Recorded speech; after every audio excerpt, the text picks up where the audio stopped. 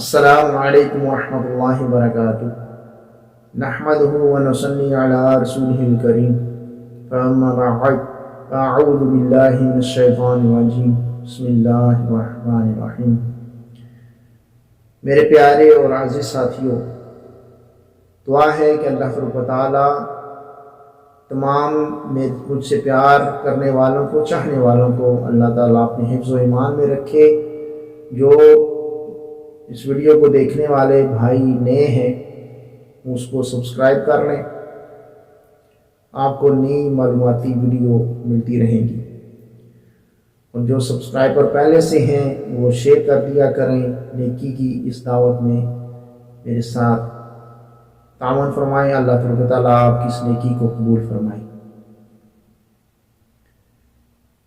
آئیے کہ ایمان افروز حقائق اور واقعہ سنتے ہیں مینڈک اور اس بچھو کے حوالے سے۔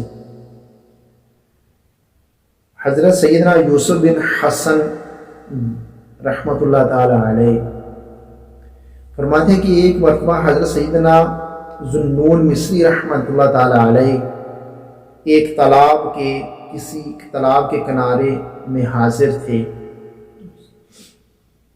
اچانک فرماتے ہیں کہ نظر جو ہے وہ ایک بچھو پر پڑی، بہت بڑا بچھو تھا، اس بچھو پر ان کی نظر پڑی تو دیکھتے ہی دیکھتے اس تالاب سے بہت بڑا ایک مینڈک حاضر ہو گیا، کنارے پر آ گیا، اور وہ جو بچھو انہوں نے دیکھا تو بچھو اس کی مینڈک کی کمر پر سوار ہو گیا، اس کی پشت پر سوار ہو گیا۔ جیسے ہی وہ بچھو مینڈک کی پشت پر کمر پر سوار ہوا تو وہ تیرنے لگا۔ مینڈک تیرتے ہوئے اس نے رخ دوسرے کنارے کی طرف کر لیا۔ تو یہ منظر دیکھ کر آپ فرماتے ہیں کہ ہم جلدی سے تالاب کے دوسرے کنارے کی طرف چلے گئے کہ ہم دیکھیں کہ یہ ماجرا کیا ہے، کہ اتنا بڑا بچھو آیا اور مینڈک نکلا، اس کی پشت پر سوار ہوا تو اب وہ لے کر دوسرے کنارے کی طرف آ رہا ہے۔ کہتے ہیں کہ ہم اس کنارے پر جب پہنچ گئے تو دیکھا کہ وہ جا کر مینڈک اس کنارے پر رکا اور بچھو ادھر سے اترنے کے بعد ایک جانب، ایک سمت، ایک طرف چل پڑا۔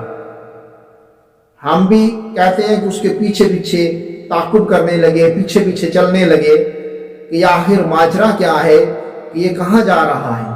وہ جلدی جلدی ایک جانب چلا گیا، کیا دیکھا کہ ایک درخت کے نیچے ایک نوجوان نشے کی حالت میں، شراب کی حالت میں دھت پڑا ہے، اسے کچھ ہوش نہیں ہے، بے ہوش پڑا ہے، ہوش مت نہیں ہے۔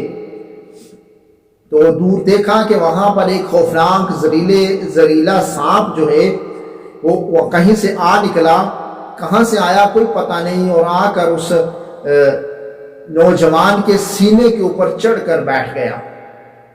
جب بیٹھ گیا اس نے اس کو ڈسنے کی کوشش کی، جب ڈسنے لگا، اس کو کاٹنے لگا، ڈنگ مارنے لگا تو اسی وقت بچھو نے اس پر حملہ کر دیا۔ دونوں آپس میں گتھم گتھا ہو گئے، دونوں کے اندر جو ہے نا وہ لڑائی شروع ہو گئی۔ تو جو مینڈک لے کر آیا تھا جس بچھو کو، اس بچھو نے اس زہریلے سانپ کو ایسا زہریلا ڈنگ مارا کہ فوراً ہی وہ سانپ نوجوان کے سینے سے اچھل کر گر پڑا، اور تڑپ تڑپ کر دیکھتے ہی دیکھتے اس نے جان دے دی، مر گیا۔ پھر بچھو نے یہ اپنا کام ختم کرنے کے بعد پھر واپسی کا راستہ لیا اور اسی کنارے پر آ گیا، اور پھر مینڈک کی پشت پر سوار ہو کر وہ واپس چلا گیا۔ ابھی تک وہ نوجوان نشے کی حالت میں اللہ کی نافرمانی کر کے، وہ گناہ کر کر بے ہوش پڑا تھا۔ آپ رحمت اللہ تعالی علیہ فرماتے ہیں کہ حضرت ذو النون مصری رحمت اللہ تعالی علیہ نے اس کو ہلایا جلایا، ہلانے جلانے کے بعد اس نے اپنی آنکھیں کھولی۔ آپ رحمت اللہ تعالی علیہ نے ارشاد فرمایا کہ اے اللہ تعالیٰ کے بندے دیکھ، اللہ تعالیٰ نے تیری حفاظت کیسے کی، تو نافرمانی کر کے، گناہ کر کے یہاں پر بیٹھا ہے، یہاں پر لیٹا ہے، تجھے ہوش نہیں، لیکن اللہ تعالیٰ نے تیری خوفناک سانپ سے جان کیسے بچائی۔ جو واقعہ آپ نے عجیب و غریب انوکھا واقعہ اپنی آنکھوں سے دیکھا تھا، وہ سارے کا سارا حال سنا دیا، اور اس نوجوان کو وہ سانپ زہریلا مرا ہوا دکھایا۔ جیسے ہی اس نوجوان نے وہ مرا ہوا سانپ دیکھا، اس کی غفلت کی پٹی آنکھوں سے اتر گئی، وہ غفلت سے بیدار ہو گیا، وہ جاگ گیا، اللہ تعالیٰ کی پاک اور مقدس بارگاہ میں زار و قطار رو کر دعا مانگنے لگا، اللہ تعالیٰ کی بارگاہ میں گڑ گڑا کر کہنے لگا کہ اے پاک پروردگار، اے میرے رحمان عز و جل، ایک نافرمان بندہ پر تیری رحمتیں ایسی ہیں کہ تو نے اسے خوفناک موت سے بچایا ہے، تیری رحمتیں اس پر برستی ہیں، اور جو تیرا نیک بندہ ہوگا تیری رحمت اس پر کتنی ہوگی، جو تیری فرما برداری کرتا ہوگا، تیری فرما برداری کرتے ہوئے گناہوں سے بچتا ہوگا یا بچے گا، اس پر تیری رحمتوں کا نزول کیسا ہوگا۔ اتنی بات کہنے کے بعد کہتے ہیں کہ وہ ایک طرف جنگل کی طرف روانہ ہو گیا۔